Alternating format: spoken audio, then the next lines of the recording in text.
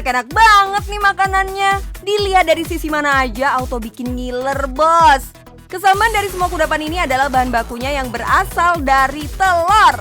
Yap, telur. Protein murah meriah yang bisa didapatkan kapan aja. Gimana kalau telurnya dibisnisin? Apakah bisa tetap cuan lebar? Bisa dong.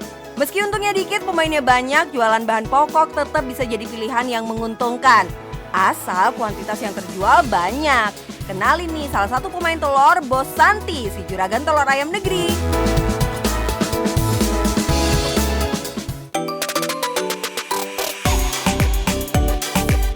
Modal awal 0 rupiah, bidang usahanya jauh dari pekerjaan yang dulu digeluti.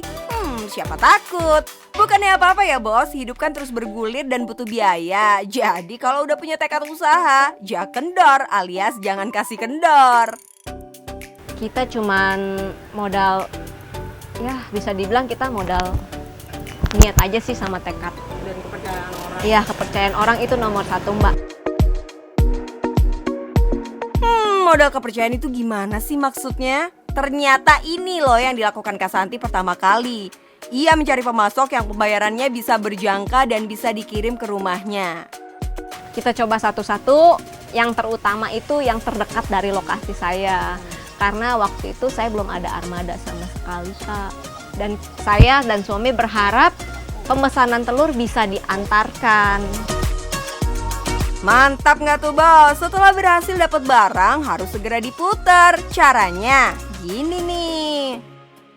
Saya dan suami saya muter-muter berdua naik motor.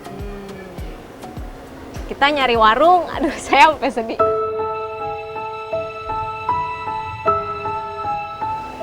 Kita berdua kita naik motor, kita cari warung-warung dulu target kita. Kita tawarkan dan itu pun masih nggak langsung mudah mbak. Banyak penolakan. Orang nggak percaya sama kita karena kita kan pedagang pemula, pedagang baru. Meskipun harga kita oke, harga kita lebih murah, lebih bersaing, tapi itu nggak mudah untuk orang tuh percaya untuk ngambil sama kita. Soal ditolak udah biasa lah, yang penting mah gas terus. Prinsipnya usaha aja dulu, nggak ada hasil yang mengkhianati usaha kok bos. Memiliki mental maju tak gentar ini yang bikin Kak Santi awalnya hanya bisa berjualan 10 ikat, sekarang mah bertonton. Dari yang cuannya cuma seiprit, jadi melejit. Sekarang saya sekali ambil 500 sampai 1 ton. Ya, itu saya paling lama, saya bisa ngejual itu 3 hari udah habis.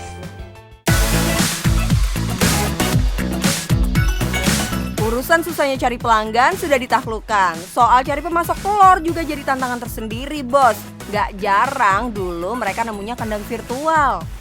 Setelah pengelolaan yang gak mudah, akhirnya nemu yang cocok juga, jujur dan barangnya berkualitas nomor wahid. Jauh pun gak masalah bos, tetap dijabanin demi pelanggan senang dan cuan lancar.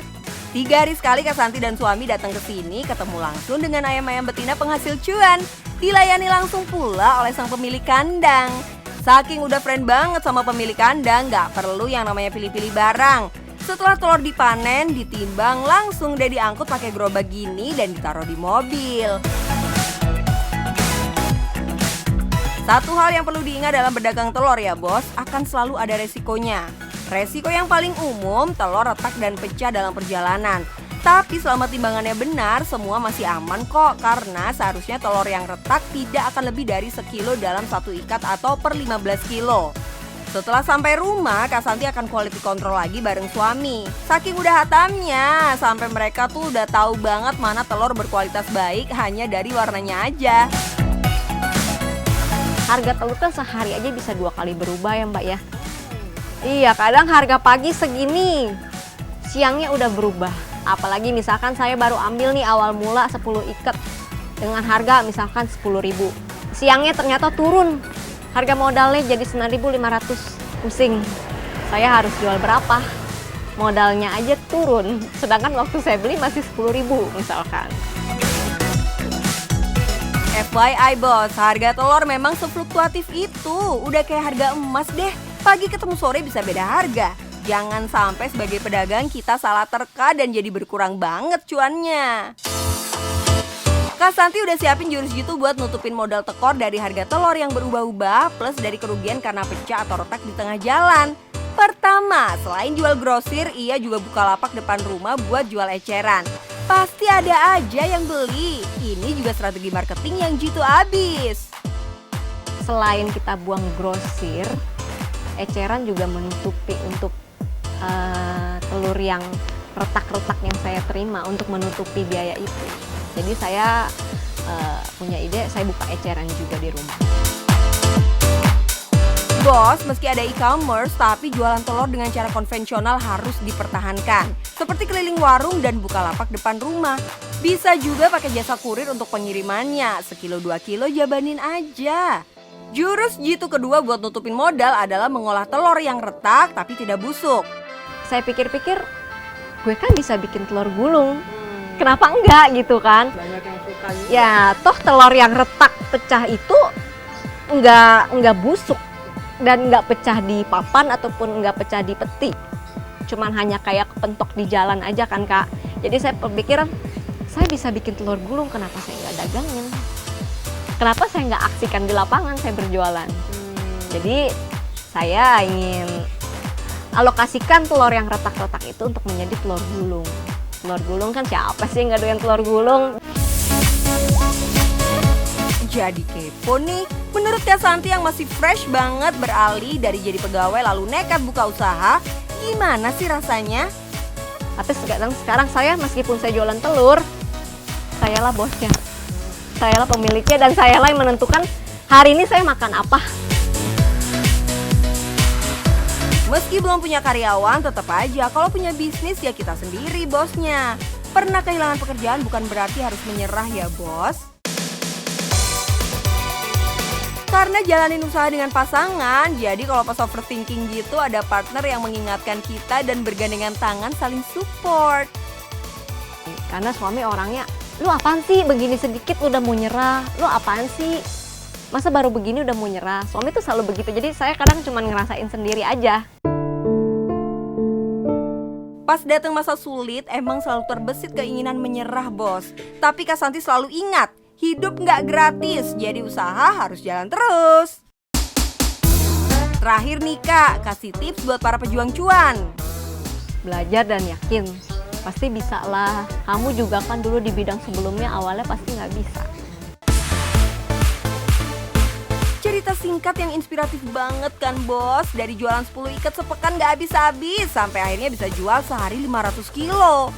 Kalau yang penting jalan, keluar barang, dan cuan lagi. Iya bos, apapun usahanya gas terus.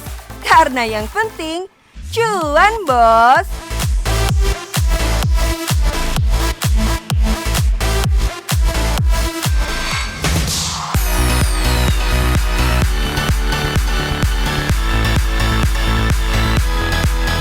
Halo bos, kali ini aku mau ngasih tau kalian ide bisnis yang anti mainstream tapi gampang banget bikinnya. Terrarium. Tahu terrarium kan bos? Itu loh satu atau sekumpulan tanaman yang ditanam di dalam wadah kaca dengan media pasir dan bebatuan yang bikin cantik. Ternyata terrarium bisa banget bos jadi ladang cuan. Apalagi hobi ngedekor ruangan lagi hype banget kan. So ini benda bisa banget tingkatin estetika di rumah atau bahkan di kantor.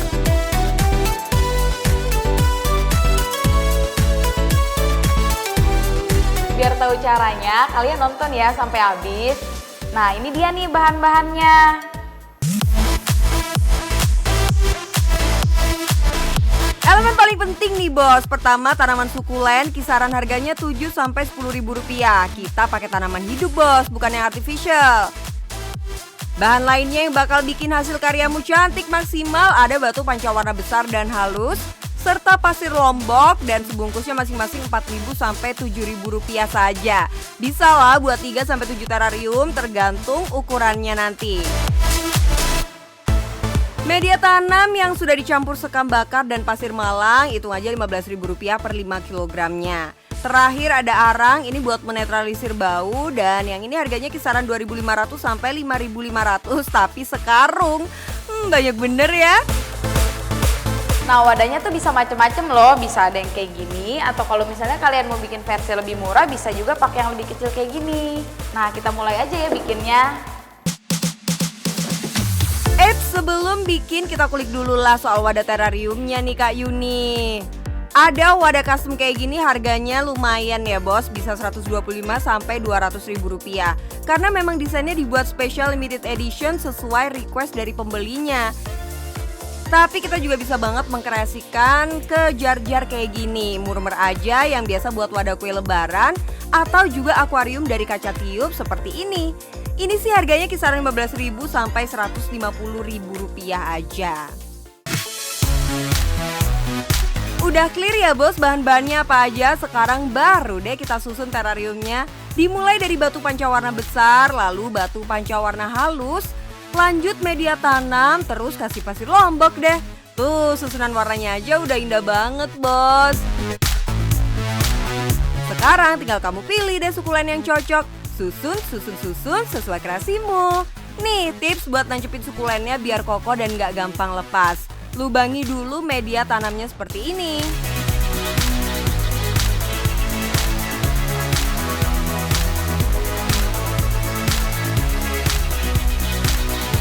Nah, udah jadi deh, cantik kan? Gampang lagi bikinnya.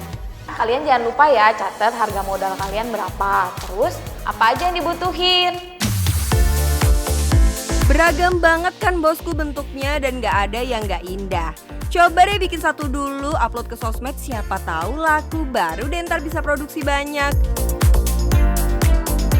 Nah, saran dari aku, kalian bisa ambil cuan antar 50.000 sampai 150.000, tergantung tingkat kesulitan kalian dalam mengerjakannya. Ayo hitung-hitung lagi apa aja yang tadi dipakai, jangan sampai skip biar nggak salah kasih harga. Daripada judulnya mau cari untung malah jadi buntung. Soal cuan, kenapa Kak Yuni saranin kisaran 50 sampai 150.000 rupiah? Karena bikinnya perlu jam terbang bos. Dan namanya seni nggak bisa dinilai dari rupiah aja. Ada rasa dan karya serta waktu dan tenaga yang kita curahkan saat membuatnya. Nah, kalau sehari aja kamu terima order 5 terarium dengan cuan terendah, cuanmu tuh udah 250.000 loh bos. Gimana, tertarik memulai bisnismu sekarang? Karena yang penting, cuan bos!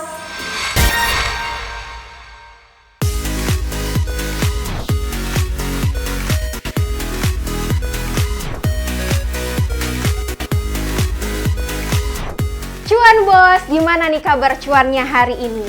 By the way, kali ini kita akan membagikan resep yang pastinya menghasilkan cuan-cuan. Makanya tonton terus sampai habis untuk tahu step by step resep kali ini. Ya, kali ini kita akan bikin jajanan sejuta umat, yaitu roti-rotian. Tapi kali ini roti yang akan kita bikin adalah roti unyil tanpa mixer. Jadi nggak ada alasan lagi nih untuk menunda-nunda bisnis, makanya langsung aja kita buat. Wadaw, tim Wacana pasti ngerasa tertampar banget nih sama kata-kata Chef Sarah.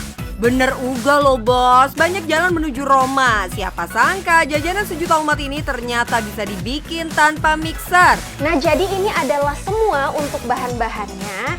Karena roti unyil mempunyai topping yang lumayan banyak, jadi kali ini kita akan membuat topping 2 versi, yaitu versi manis dan versi asinnya. Dan jangan lupa untuk kalian catat untuk harga modal. Oke, langsung aja kita buat adonannya. Kita bakal list harga modal masing-masing. Lanjut, kita akan bikin adonan 1 kilo, tapi harus dibikin 2 kali ya, supaya nggak overproof alias selalu mengembang saat didiamkan. Pertama, tepung terigu protein sedang Rp11.000, 2 butir telur Rp2.000, ragi Rp16.000, butter karena cuma butuh 12 sendok makan, hitung aja Rp20.000, susu cair 560 ml, let's say Rp10.000, gula dan garam kita hitung 1.000 perak aja ya bos. Dan ini step yang penting, kita akan diamkan dulu sekitar 5 menit sampai raginya mengembang. Nih bos, banyak kejadian gagal bikin roti karena mungkin raginya sudah tidak aktif. Caranya untuk tahu, tunggu 5 menit, pastikan berbusa, artinya ragi masih aktif. Nah, bisa dilihat di sini sudah menggelembung, berarti tandanya raginya sudah aktif. Bos, resep ini canggih bener loh. Selain no mixer juga no ulen. Tapi jangan sampai salah step ya bos, bisa-bisa gagal bikinnya. Nah, ini kita bikin satu resep ya, yaitu 500 gram. Kalau mau bikin 1 kilo, ingat harus diadon 2 kali supaya nggak overproof. Masukkan gula juga ya bos. Takaran yang disarankan Chef Syara adalah 6 sendok makan. Tapi kalau bos suka manis, boleh ditambahin. Garam juga perlu dikit aja biar gurih. Wih, lihat tuh bos, nggak usah diulenin kan? Aduk pelan aja sampai tercampur. Dan bukan sulap, bukan sihir, dijamin rotimu bakal ngembang.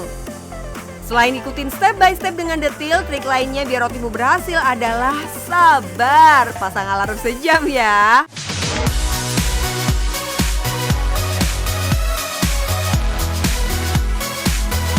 Chef Sarah susah payah loh bos nemuin resep kece ini buat kalian. Dan tada, berhasil ngembang tanpa mixer dan ulen.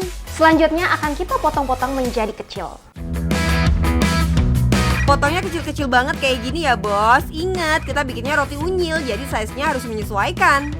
Nah, untuk setengah kilo adonan tepung bisa menghasilkan kira-kira 100 piece adonan roti. Bayangin ya bos, kita bisa menghasilkan 100 pieces dari satu resep. Kalau kalian bikin 1 kilogram bisa dapat 200 pieces roti. Untuk bentuknya sendiri bisa kalian kreasikan sesuai selera ya. Kayak misalnya di sini yang untuk coklat, atasnya aku kasih bentuk kepang supaya tampilannya lebih cantik dan menarik. Sambil Chef Syara berkreasi, yuk kita hitung harga modal toppingnya. Di sini ada banyak banget topping.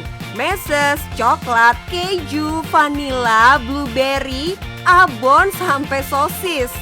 Meses kita pakai seiprit aja, kita bisa hitung Rp6.000. Keju setengah balok Rp22.000. Pasta vanila pakai 125 gram aja Rp5.000. Abon sapi pakai dikit banget, kita hitung Rp5.000. Sosis sapi pakai 2 aja, kita hitung Rp10.000. Lalu blueberry selai Rp5.000 aja.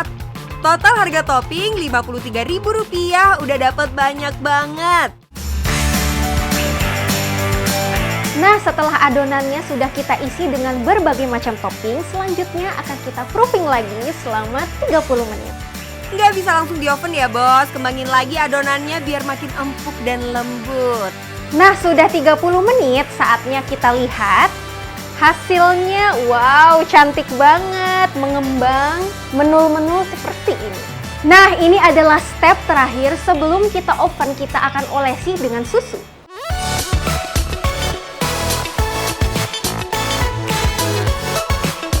Ngadonnya cepet, ngedieminnya lama bener. Ngovennya juga cuma bentar bos.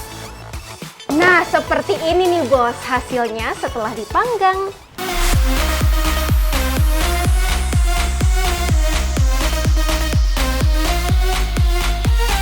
Nah bosku, ini udah jadi ya. Saatnya kita packing di dalam box yang cantik.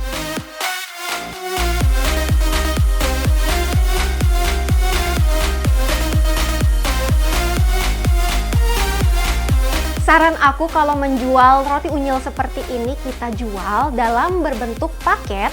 Satu boxnya bisa berisi 15 piece roti unyil. Kita bisa jual sekitar Rp30.000. Yuk, coba kita total biaya modal kita untuk 1 kilo adonan, yaitu sekitar Rp113.000. Jadinya 200 pieces roti, kalau satu box kita jual Rp30.000, omset kita sekitar Rp390.000. Kurangin lagi sama biaya listrik, gas, waktu, dan juga packaging. Wah, cuannya nyampe 2 kali lipat bos, mantep bener. Ini dia bos hasilnya. Kita cobain ya.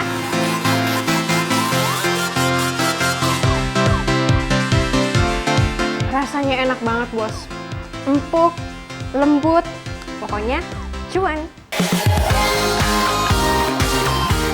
Kalau enak gini, masa iya nggak bakal laris? Pasti laris lah bos, asal jangan lupa promoin daganganmu. Bagaimana, mau memulai bisnis kamu? Karena yang penting cuan bos.